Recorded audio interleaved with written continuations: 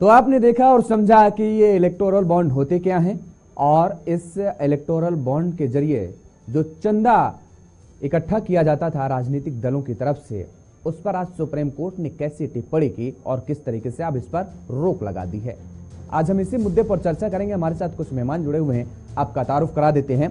गोपाल पाठक जी हैं, भारतीय जनता पार्टी के नेता हैं। रविंद्र सिंह ढोल जी हैं, कांग्रेस के प्रवक्ता हमारे साथ जुड़े हुए हैं। और नाजिया इलाही जी हैं, सामाजिक कार्यकर्ता हैं। आप तीनों मेहमानों का हमारे साथ जुड़ने के लिए बहुत बहुत शुक्रिया और सभी का स्वागत है। कुछ ही देर में पूर्व इलेक्शन कमीशन अधिकारी डॉक्टर मोहम्मद अमीन जी भी हमारे साथ जुड़ेंगे।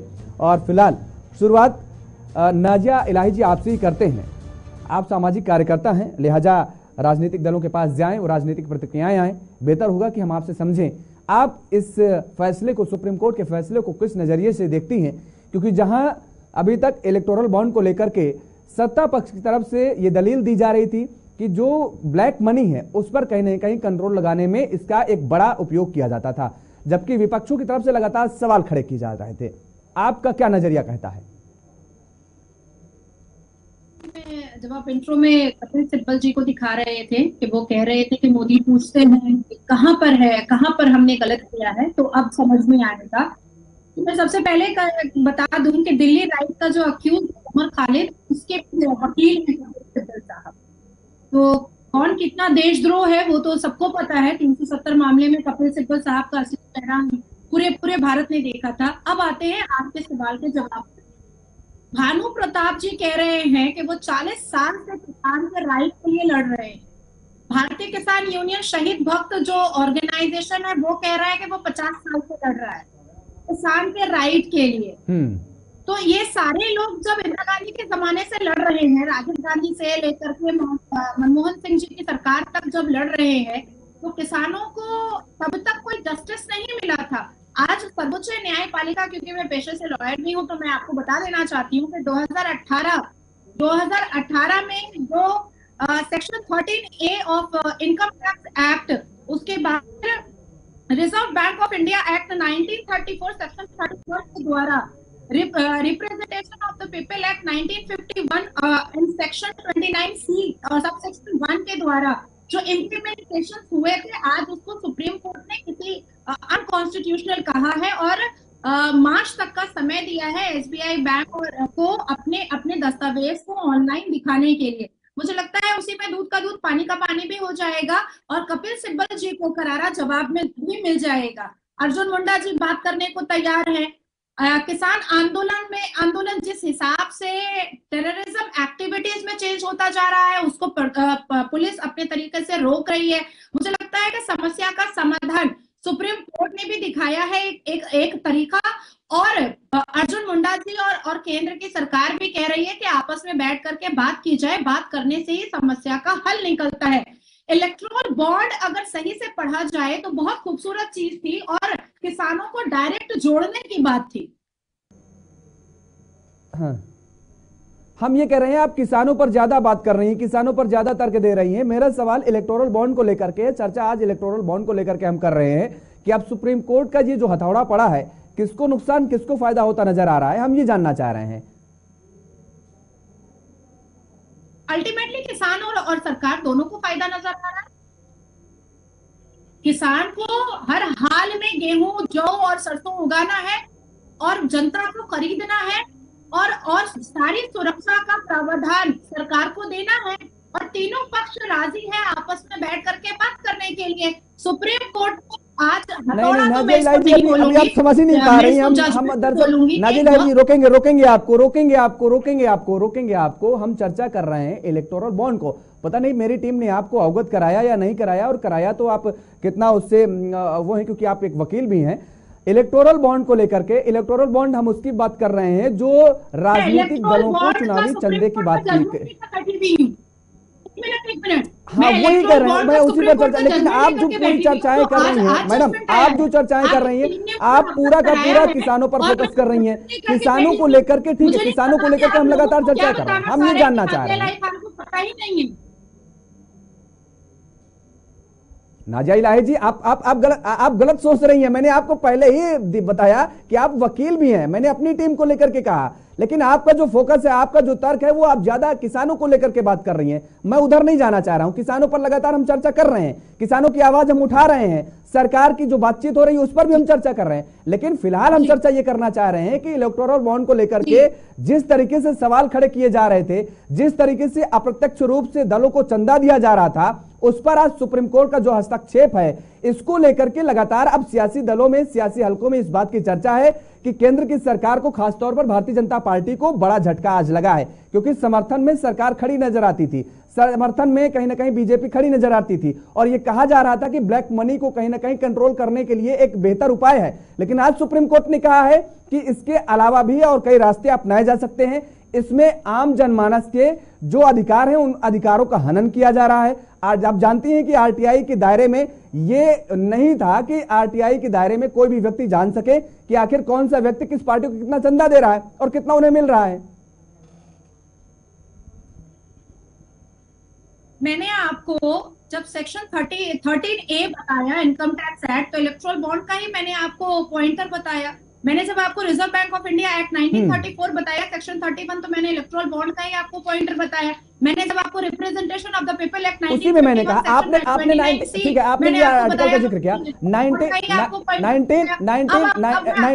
का जो जिक्र किया गया सुप्रीम कोर्ट में, 19(1)(a) का जो जिक्र किया गया, उसका भी जरा उल्लेख कीजिए यहाँ पर आप।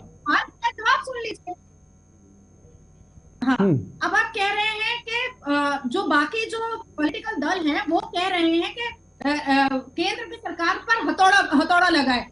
भाई, जब बिल्किस बानो को के आरोपी को दोबारा जेल भेजा जाता है तभी केंद्र की सरकार उछलने लगती है। जब राहुल बाबा को 500 सेक्शन, जब वो मोदी जी को डिफेम करते हैं, उस पर रिलीफ मिलता है तो भी विपक्षी दल उछलने लगते हैं। लेकिन जब राम मंदिर के पक्ष में जब जजमेंट आता है और सायरा बानो, शाह बानो के पक्ष में जब 3 तलाक बैन होता है, तो विपक्षी बोलते हैं कि सुप्रीम कोर्ट की बात नहीं मानेंगे। रोज असदुद्दीन अवैसी कहते हैं कि वहां पर बाबरी मस्जिद थी। तो भाई, पहले ये तय कर ले कि सुप्रीम कोर्ट को ये मानेंगे कि नहीं मानेंगे।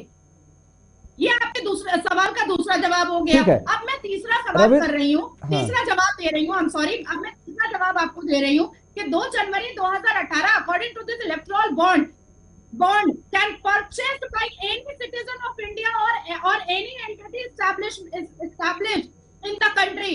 ये इलेक्टोरल बॉन्ड इसी बेस पर बनाया गया था ताकि सारे सिटीजन ऑफ भारत जुड़ सके उसमें, और ठीक है, इसी बेस पर 2018 में आ रहे हैं। नाजिया जी आएंगे सेकंड राउंड में, आपके पास आएंगे। नाजिया जी सेकंड राउंड पे आएंगे, और कमेंट ले लेते हैं। और कांग्रेस के प्रवक्ता भी हमारे साथ जुड़े हुए, बीजेपी के प्रवक्ता भी जुड़े हुए, भी इंतजार कर रहे हैं। लेकिन आपने जो 2018 का जिक्र किया, उसी 2018 में इसको जब लाया गया सामने, लेकिन 2017 से ही इस कहीं ना कहीं कानून को, हम कहें बिल को, इसको चुनौती दिया गया।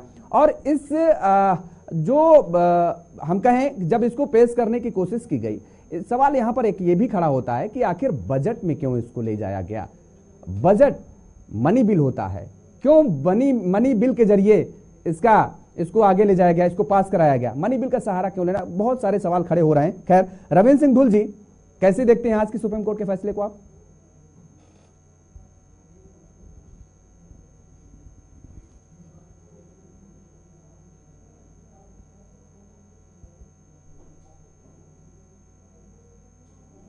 लगातार उठाया है कि जो इलेक्टोरल बॉन्ड के नाम से जो भारतीय जनता पार्टी जिस प्रकार से चंदा इकट्ठा कर रही है, कॉर्पोरेट हाउसेज के ऊपर दबाव डाल रही है, और उन सब चीजों की सार्वजनिक स्तर के ऊपर चर्चा भी नहीं करना चाहती है, उसका कांग्रेस ने सदन में भी, सदन के बारे में लगातार विरोध उसका किया है।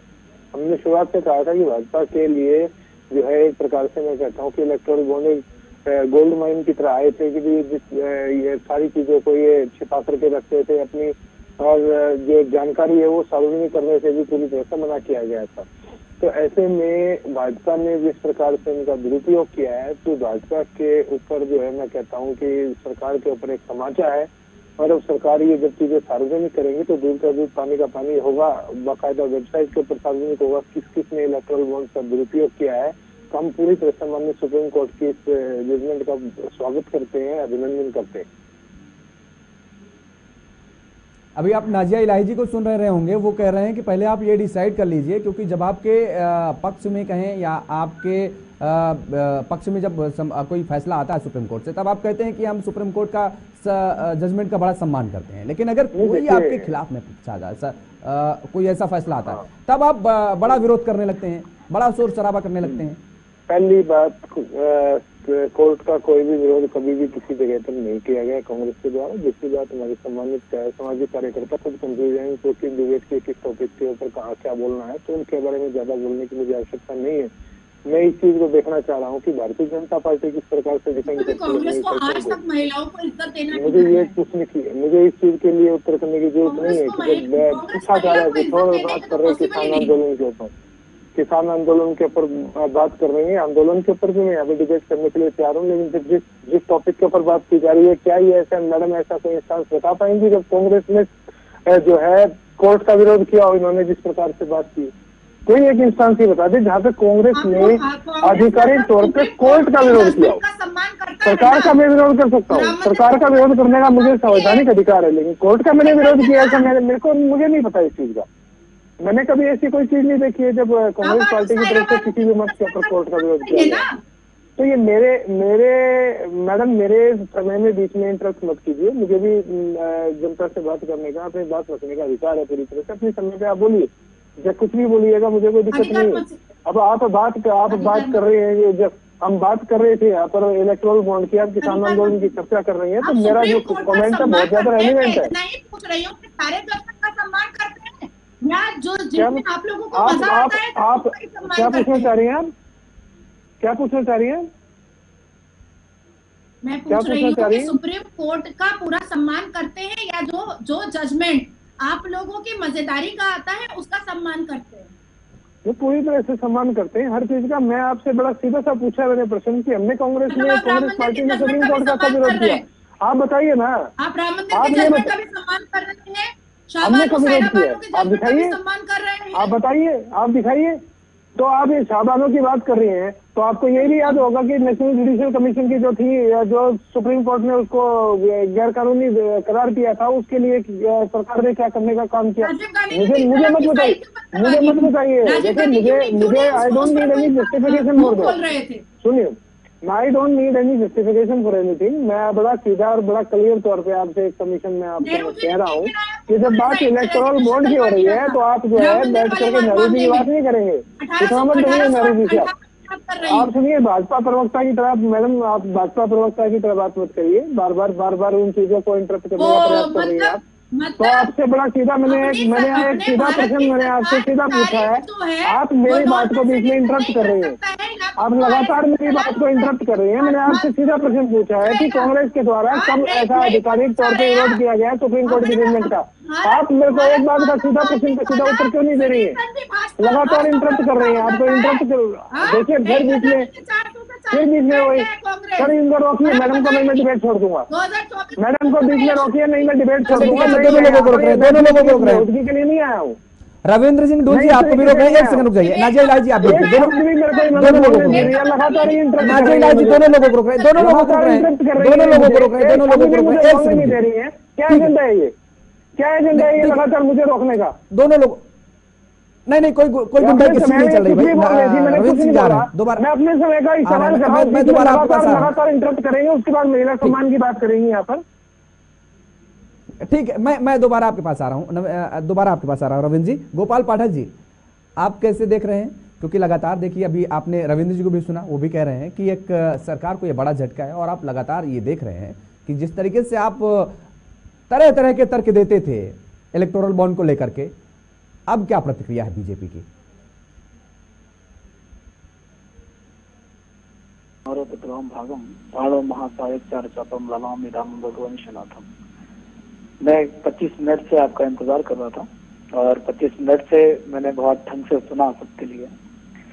देखिए, मैं बस इतना कहना चाहता हूं, जो कहा जा रहा है कि भारतीय जनता पार्टी पर कोई तमाचा है, भारतीय जनता पार्टी को इससे नुकसान होने वाला है। पहली बात तो यहाँ पर रविंद्र जी बैठे हैं कांग्रेस पार्टी से, और देखिए सभी दिग्गज लोग यहाँ बैठे हैं।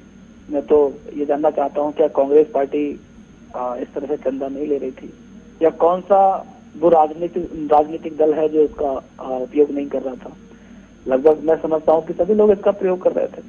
तो इस तरह से कहते ना कि भारतीय जनता पार्टी को इससे कोई नुकसान होने वाला है, या भारतीय जनता पार्टी को कोई इस पर थप्पड़ है, या जिस तरह की तमाम तरह की बातें इसमें चल रही हैं। लेकिन भारतीय जनता पार्टी हमेशा ठीक है गोपाल जी, अगर हम नजर डालें, अगर हम चंदे पर नजर डालें, नहीं सुनिए, हम क्यों आपसे कह रहे हैं, सवाल आपसे पूछना इसलिए भी लाजमी है क्योंकि आप सरकार में हैं, आप सत्ता में हैं और आप इसका समर्थन कर रहे थे। जब 2018 में इस योजना को लाया गया तो उसके पहले भी आपने देखा शुरुआती दौर में ही आरबीआई की तरफ से भी इस पर टिप्पणी की गई, इलेक्शन कमीशन की तरफ से भी इस पर टिप्पणी की गई, लेकिन इस योजना को लाया गया और सवाल इसलिए उठ रहा है क्योंकि लगातार सबसे ज्यादा चंदा भारतीय जनता पार्टी को मिला है। अगर हम जिक्र करें 2021 में तो 500 करोड़ 1501 करोड़ के ये जो इलेक्टोरल बॉन्ड खरीदे गए थे, 2020 में 363 करोड़ के, 2019 चुनावी बरस था 5069 करोड़ के इलेक्टोरल बॉन्ड खरीदे गए।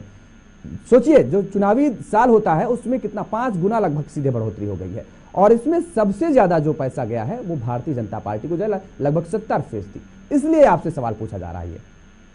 योगेश जी देखिए, जहां तक बात है कि भारतीय जनता पार्टी के लिए बहुत ज्यादा चंदा मिल रहा है, तो देखिए भारतीय जनता पार्टी भारत की सबसे पॉपुलर पार्टी है, सबसे बड़ी पार्टी है और चाहने वाले भी बहुत हैं और पार्टी के लिए वो डोनेट करना चाहते हैं और डोनेट करते हैं।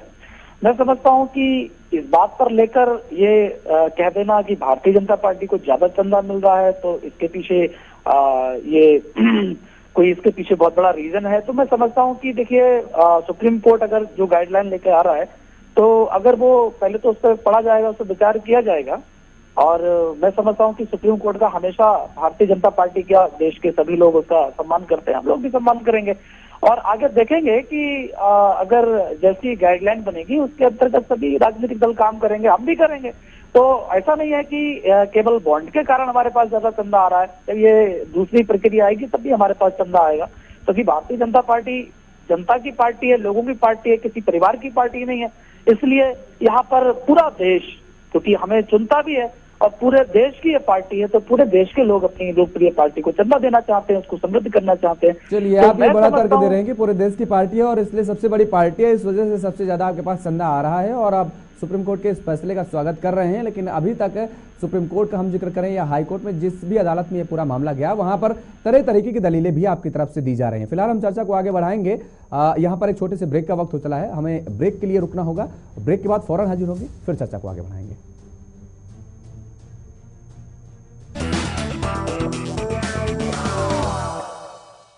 कब मना किया है या इलेक्शन कमीशन ने? इलेक्शन कमीशन का सीधा संपर्क नहीं हमें मोहम्मद जी आपको तो मैं सवाल ही नहीं खड़ा कर रहा हूँ, ठीक है एक छोटा सा कमेंट उसके बाद आते हैं, ठीक है एक छोटा सा कमेंट उसके बाद रविंद्र जी के पास आते हैं। जब इस योजना को लाया जा रहा था तब भी इलेक्शन कमीशन ने आवाज उठाई थी, इसकी मुखालफत की थी, आरबीआई ने मुखालफत की थी, सुप्रीम कोर्ट ने मुखालफत की थी। अगर इतने दिनों तक ये रहा, आपने खुद अभी इस बात का जिक्र किया कि इस योजना को बजट के जरिए पास कराया गया, क्यों? क्योंकि राज्यसभा में बहुमत नहीं था सरकार के पास, इस वजह से। अगर इतनी सारी संस्थाएं इस पर सवाल खड़ा कर रही थी तो आखिर ये 6 से 7 साल तक ये भी सवाल उठता है ना कि आखिर होता क्या रहा? ये तो ऑनलाइन आ जाएगा ना वेबसाइट पर 18 और 19 इसके बाद एक सेकंड नाजिया जी, एक सेकंड आपके पास आ रहा हूँ। नाजिया जी एक सेकंड, नाजिया जी एक सेकंड, 2018 नाजिया जी मोहम्मद अमीन जी जवाब दे रहे हैं, आपके पास आ रहा हूँ। 2018-19 के बीच जो तत्कालीन वित्त मंत्री थे वो प्रपोजल लेके आए थे और पार्लियामेंट में पास होने के बाद इलेक्शन कमीशन बाउंड है इसको इम्प्लीमेंट करने का, उसकी मजबूरी है, उसका अपना अधिकार क्षेत्र नहीं है। इसीलिए कई बार इलेक्शन कमीशन कई रिफॉर्म्स के लिए दे चुका है जी, जैसे आपने देखा होगा। ठीक है, आप इलेक्शन कमीशन का जिक्र कर रहे हैं, मैं इलेक्शन कमीशन पर सवाल नहीं खड़ा कर रहा सर, मैं इलेक्शन कमीशन पर सवाल नहीं खड़ा कर रहा, मैं इस योजना को पास कराने पर सवाल खड़ा कर रहा था, उससे आपको जानना चाह रहा था। रविंद्र सिंह जी, जनता को दिखाना चाहता जी, ठीक है रविंद्र सिंह जी, आप लगातार इलेक्शन कमीशन को लेकर के सवाल उठाते रहते हैं, पक्षपात का जिक्र करते रहते हैं, अब तो साफ हो गया मुझे लगता है। वही चीज मोहम्मद अमीन जी समझाने की कोशिश कर रहे हैं कि जो आरोप विपक्ष लगातार लगाता रहा है वो सारे निराधार हैं, बेबुनियाद हैं। अब इनका सब चेंज हो जाएगा। नहीं हो जाएगा मैडम, बीच में इंटरप्ट मत करिए please. In case you interrupt any more, I will quit this debate. Sir इनको मना करिए कि पूरी तरह से मेरे नहीं कोई इंटरप्ट नहीं करेगा, नहीं इंटरप्ट नहीं करेगा, आप अपनी बात रखिए, अपनी बात रखिए, नाजिया जी के उसके बाद आते हैं नाजिया जी के पास। अब जब इलेक्शन कमीशन की दिक्कत आ जाती है वो कहाँ पर आती है? इलेक्शन कमीशन के सिलेक्शन पर, कि कैसे उसको सिलेक्शन किया जाएगा, इलेक्शन चीफ इलेक्शन जो आपके कमिश्नर रहते हैं उनको कैसे इलेक्ट किया जाए, वो हो चुका है, सुप्रीम कोर्ट ने कर दिया क्लियर। सर सुप्रीम कोर्ट ने क्लियर कर दिया, बिल्कुल क्लियर कर दिया सर, मुझे कोई दिक्कत नहीं है। लेकिन सुप्रीम कोर्ट के जो उसको सुप्रीम कोर्ट की वर्डिक्ट को उठाने के लिए जो पार्लियामेंट में सरकार के द्वारा जो तमाशा उस समय पर किया गया था, पहली बात तो ये, उसके ऊपर भी हमें करना चाहिए। पिछली बार जो सीजीआई ने सिलेक्शन प्रोसीजर की बात की थी, उसमें यह कहा था कि सीजीआई उसके मेंबर होंगे, प्रधानमंत्री होंगे, सीजीआई होंगे और अपोजिशन लीडर होंगे। मैं आपको एक बात क्लियर कर देना चाहता हूँ ऑन रिकॉर्ड, उसको मैंने कहा था, सुनिए एक मिनट, पहले मेरी बात सुन लीजिए, उसका भी बता देता हूँ। इसलिए जो अभी जो ऑर्डिनेंस लाया गया है उसके तहत प्राइम मिनिस्टर होंगे और अपोजिशन लीडर होगा, साथ में उनका एक कैबिनेट मिनिस्टर होगा। आपको एक चीज बता दूं, बहुत अच्छी बात है अपोजिशन के लिए, पूरे देश के लिए, कि अगर कोई डिस्प्यूट होगा सिलेक्शन में, और उसके बाद फिर कहाँ जाएंगे, सुप्रीम कोर्ट जाएंगे ना। तो अगर सुप्रीम कोर्ट चीफ जस्टिस अगर उसका मेंबर होगा तो फिर किसके पास जाएंगे, तो नहीं रहेगी आपको जगह। अब इसलिए मार्जिन है हमारे पास कि सिलेक्शन में अगर आप समझते हैं कोई 1% की गड़बड़ है तो आप सुप्रीम कोर्ट के पास जा सकते हैं और चीफ जस्टिस उसमें फैसला दे सकते हैं। This is very clear. Pandey ji, यहाँ पर मुझे मेरी डिबेट करनी क्यों नहीं दी जा रही है, मुझे इसका सीधा प्रश्न का सीधा उत्तर चाहिए। नहीं नहीं, मेरी बात को क्लियर करिए, मेरी बात पूरी होने के बाद, ना कि मेरी बात बीच में काट। आप अपनी बात रखिए, रविंद्र जी अपनी बात रखिए। This is not a way of debating. मैं आपके सीनियोरिटी का सम्मान करता हूँ, मैं सबका सम्मान करता हूँ, कभी पैनलिस्ट का ये मतलब नहीं है कि मैं बीच में बोलूंगा, बीच में इंटरप्ट किया जाएगा अनलिमिटेड टाइम। अब आ जाती है बात अपनी बात, अब आ जाती है दूसरी बात इलेक्शन कमीशन की। इलेक्शन कमीशन वैसे, हालांकि इलेक्शन कमीशन का बहुत ज्यादा इशू नहीं है, इलेक्शन जो इशू है इलेक्टोरल बॉन्ड का है, लेकिन फिर भी आप चाहते हैं कि हम इलेक्शन कमीशन के बारे में भी इसके अलावा बात करें। तो इलेक्शन कमीशन के ऊपर जब बात की जाती है किसी भी चुनावी प्रक्रिया के दौरान, विपक्ष के द्वारा या सरकार के द्वारा जो ऑब्जेक्शन लगाई जाती है, ऑब्जेक्शन को किस तरीके से इलेक्शन कमीशन डील करता है, मेरे पास में ऐसे बहुत सारे एविडेंसेस और बहुत सारे हमारे पास में ऐसी शिकायतें मौजूद है जहाँ पर सरकार के सत्ता पक्ष के व्यक्तियों के बारे में इलेक्शन कमीशन ने कभी जो है नहीं लिया किसी प्रकार का एक्शन, और विपक्ष के ऊपर जो है एक्शन लेने का काम करती है, सबको नोटिस देने का काम करती है। जिस प्रकार जो है आपकी इलेक्शन, लेकिन फिर भी तो आपके पास अदालत का रास्ता खुला होता है ना, आप तब भी अदालतों को मानते हैं, अदालतों के फैसले पर विश्वास करते हैं। आपके पास अगर एविडेंस है, आई एम नॉट सेइंग कि अदालत का रास्ता खुला नहीं है, लेकिन इसका ये मतलब नहीं है कि मुझे बोलने का कोई अधिकार नहीं है। मैं अदालत के ऊपर कोई टिप्पणी नहीं कर रहा। अब इसका मतलब तो यही हो गया रविंद्र जी, टिप्पणी नहीं की। इसका मतलब हमने कभी नहीं कहा कि अदालत के ऊपर कोई टिप्पणी की, हमने कभी नहीं कहा कि अदालत के ऊपर हमने कोई टिप्पणी की। हमने अदालत में टिप्पणी नहीं कर रहे हैं। मैंने आपसे कहा कि आपने कहा कि मेरे पास बहुत सारे एविडेंस हैं, चुनाव आयोग को लेकर के हमारे साथ पूर्व चुनाव अधिकारी मोहम्मद अमीन जी बैठे हुए हैं, अब अगर आपके पास मामले कोर्ट में चल रहे हैं, ऐसा नहीं है कि नहीं चल रहे हैं, और हमें अदालत से न्याय की पूरी उम्मीद है, ऐसा नहीं है कि नहीं है। मुद्दा ये नहीं है, मुद्दा ये है कि एट दी फर्स्ट इंस्टेंस ऐसा होता क्यों है।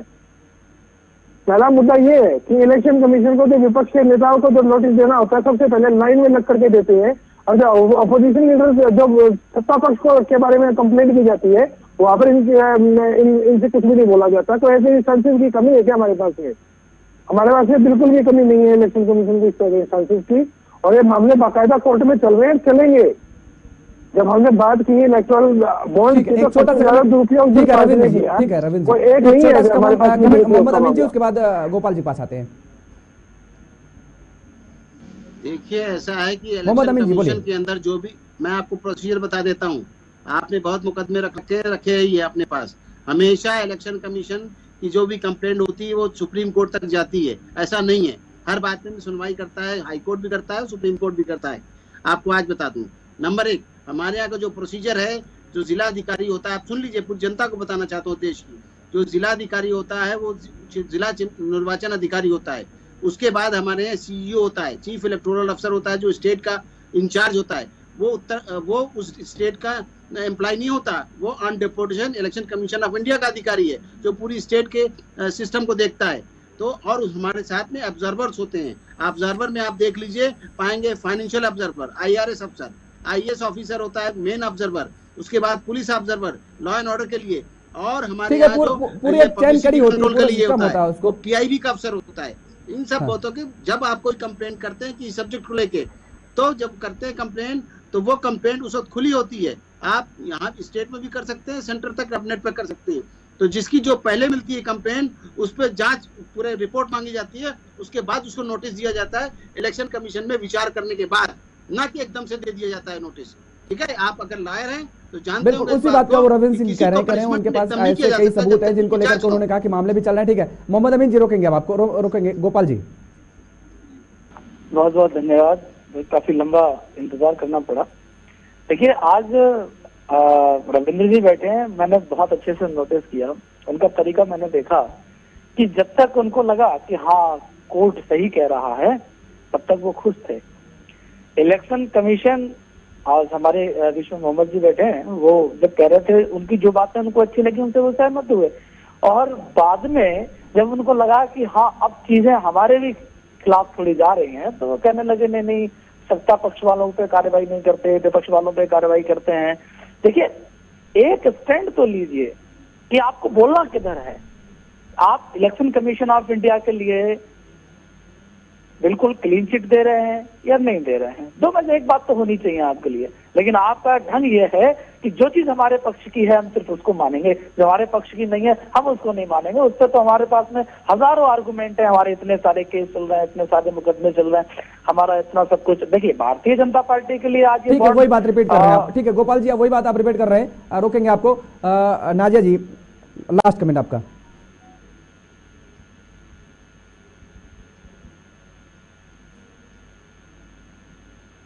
नाजिया जलाई जी, चलिए आवाज नहीं मिल रही शायद। आप सभी मेहमानों का हमारे साथ जुड़ने के लिए बहुत बहुत शुक्रिया, बहुत धन्यवाद। समय का अभाव है इसलिए चर्चा को हमें यहीं पे विराम देना पड़ रहा है। तो लगातार जिस तरीके से इलेक्टोरल बॉन्ड को लेकर के समय समय पर आवाज उठती रही है, लगातार तरह तरह की दलीलें इस पे दी जा रही थी, सत्ता पक्ष की तरफ से अलग दलीलें थी और विपक्ष की तरफ से अलग दलीलें थे, लेकिन सुप्रीम कोर्ट ने फिलहाल इस पर रोक लगा दी है। अब देखने वाली बात ही होगी कि अगला कदम होता क्या है, सत्ता पक्ष या विपक्ष का। और जो एसबीआई को ये निर्देश दिए गए हैं कि 3 हफ्ते के अंदर पूरी रिपोर्ट सौंपे, और इसके बाद इलेक्शन कमीशन को भी ये निर्देश दिए गए हैं कि पूरा खाका जो है वो अपनी वेबसाइट पर अपलोड करे। आने वाले चुनाव में इसका क्या असर पड़ेगा ये भी देखने वाली बात होगी। मेरे साथ फिलहाल इतना ही। खबरों पे आप देखते रहिए JK24/7 न्यूज। नमस्कार।